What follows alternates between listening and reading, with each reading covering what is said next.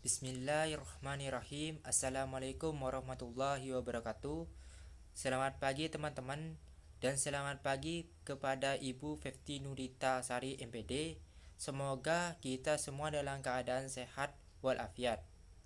Dan tak lupa juga saya ucapkan terima kasih kepada dosen kita yang terhormat, yaitu Ibu Fefti Nurita Sari, yang telah memberikan kami kesempatan untuk menyampaikan materi kali ini, yang membahas tentang sistem reproduksi pada hewan.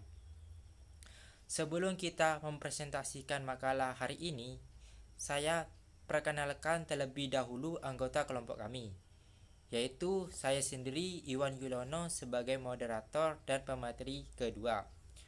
Yang kedua yaitu Hanana sebagai pemateri pertama dan notulen. Baik, untuk presentasi pertama saya dipersilahkan kepada saudari Hanana untuk menyampaikan materinya. Baiklah, saya akan menjelaskan tentang reproduksi pada hewan. Sebelum saya menyampaikan reproduksi pada hewan vertebrata, saya akan menjelaskan terlebih dahulu pengertian dari sistem reproduksi pada hewan. Reproduksi adalah suatu proses biologis di mana individu organisme baru diproduksi. Reproduksi adalah cara dasar mempertahankan diri yang dilakukan oleh semua bentuk kehidupan. Setiap individu organisme ada sebagai hasil dari suatu proses reproduksi oleh pendahulunya. Cara reproduksi secara umum dibagi menjadi dua jenis, yaitu reproduksi seksual dan reproduksi aseksual. Reproduksi aseksual adalah suatu proses di mana individu dapat melakukan reproduksi tanpa keterlibatan individu lain dari spesies yang sama. Pembelahan sel bakteri menjadi dua sel anak adalah contoh dari reproduksi aseksual, dan reproduksi seksual membutuhkan keterlibatan dua individu, biasanya dari jenis kelamin yang berbeda. Reproduksi manusia normal adalah contoh umum reproduksi seksual. Sekarang kita masuk ke materi, yaitu tentang sistem reproduksi hewan vertebrata. Sistem reproduksi hewan vertebrata ialah hanya dapat berkembang biak secara seksual atau generatif. Reproduksi atau perkembangbiakan secara generatif melibatkan peleburan atau fertilisasi dua macam sel gamet, sperma gamet jantan dan ovum gamet betina. Dan berdasarkan tempat bertemunya sel gamet, reproduksi dibedakan menjadi beberapa macam. Pertama adalah fertilasi internal. Peleburan sel gamet jantan dan sel gamet betina terjadi di dalam tubuh hewan betina. Pada mekanisme ini, hewan akan dilengkapi dengan alat kopulasi. Alat kopulasi ini akan membantu menghantarkan pertemuan sel gamet.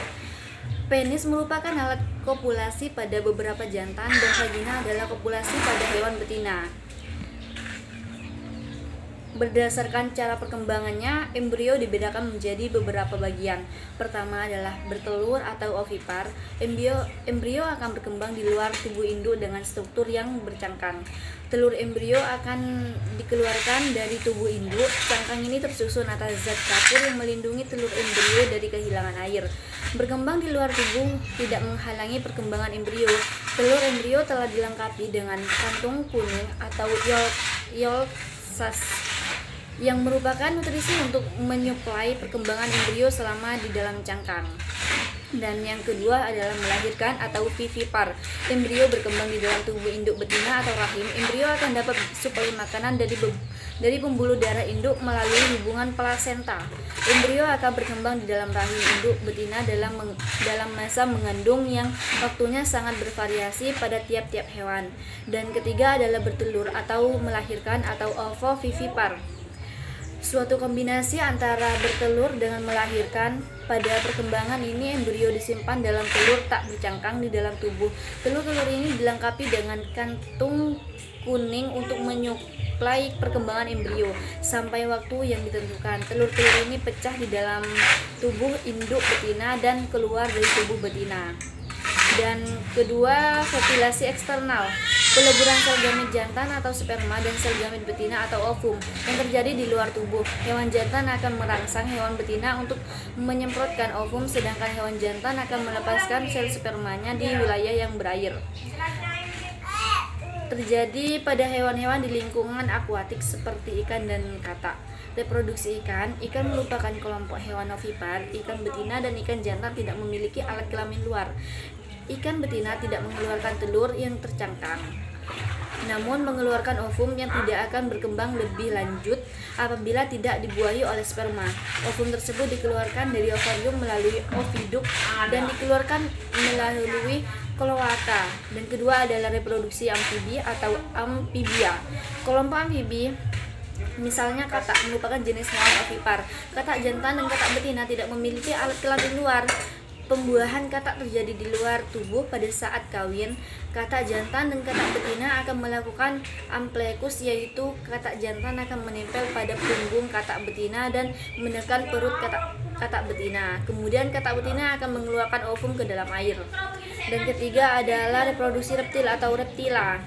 Kelompok reptil seperti kadal, ular, dan kura-kura merupakan hewan yang fertilisasinya terjadi di dalam tubuh atau fertilisasi internal. Umumnya reptil bersifat ovipar, namun ada juga reptil yang bersifat ovovivipar seperti ular, garter, dan kadal. Keempat yaitu reproduksi burung atau aves. Kelompok burung merupakan hewan ovipar.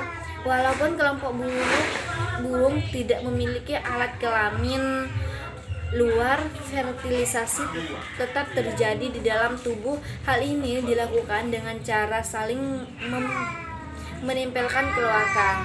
Kelima yaitu reproduksi hewan pada mamalia, yaitu semua jenis mamalia misalnya sapi, kambing, dan marmot merupakan hewan vivipar atau kecuali platypus. Mamalia jantan dan betina memiliki alat kelamin luar sehingga pembuahannya bersifat internal.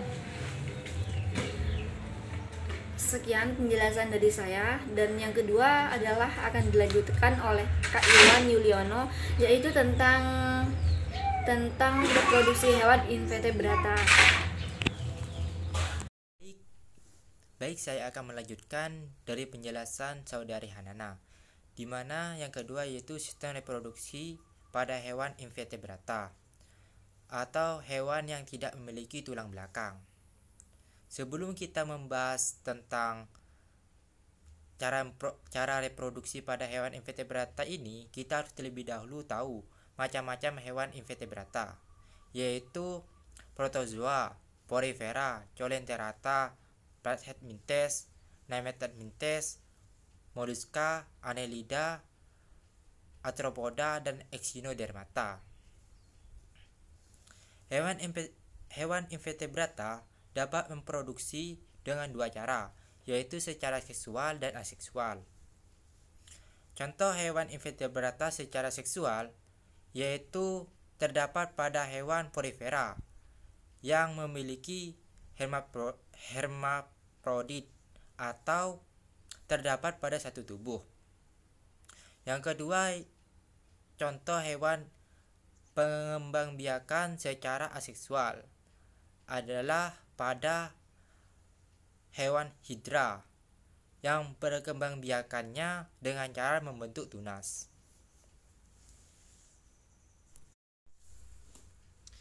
Yang ketiga yaitu pembelahan tunas. Pembelahan tunas adalah perkembangbiakan di mana individu baru merupakan bagian dari induknya yang berupa cabang dari induknya. Setelah cukup membesar, tunas akan melepaskan diri dari tubuh induknya. Contohnya pada hewan ubur-ubur, hewan karang, anemon laut, dan hidra. Yang keempat yaitu sporula.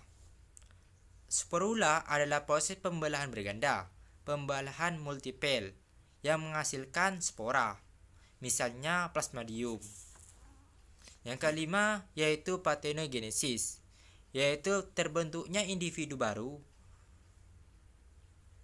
dari telur yang tidak dibuahi, seperti lebah, tawon, kutu, dan semut.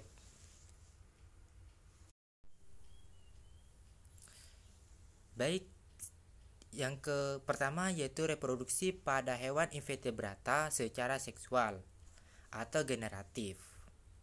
Pada reproduksi seksual tidak selalu terjadinya pembuahan di situ. Namun, kadang-kadang ada membentuk individu baru tanpa pembuahan, sehingga reproduksi pada hewan invertebrata secara kawin dapat dibagi menjadi dua, teman-teman.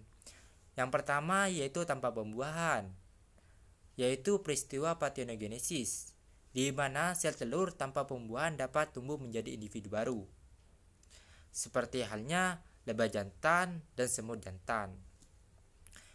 Yang kedua yaitu dengan pembuahan, dibagi menjadi dua, teman-teman, yaitu konjugasi dan anisogami. Apa sih konjugasi itu? Konjugasi ini terjadi pada hewan invertebrata yang belum jelas alat reproduksinya, misalnya paramecium. Sedangkan anisogami yaitu peleburan dua sel kelamin yang tidak sama besarnya, seperti halnya peleburan mikrogamet dan makrogamet, dan peleburan antara sperma dan ovum dalam satu rahim. Perkembangbiakan secara seksual dilakukan dengan membentuk testis dan ovarium yang terdapat dalam satu tubuh, yaitu hermafrodit. Alat masing-masing reproduksi itu, testis atau jenis kelamin jantan dan ovarium jenis kelamin betina, akan menghasilkan spermatozoid yang dihasilkan oleh testis dan ovum yang dihasilkan oleh ovarium. Dan hasil dari peleburan antara spermatozoid dengan ovum akan menghasilkan zigot. Zigot tersebut akan berkembang menjadi individu baru.